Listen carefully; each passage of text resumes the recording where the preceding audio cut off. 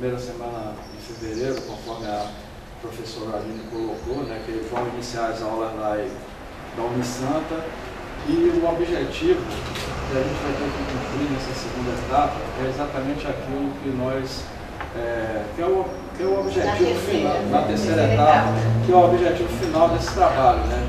A gente comercializar aqueles produtos que vão ser criados aqui, que vão ser produzidos aqui no curso.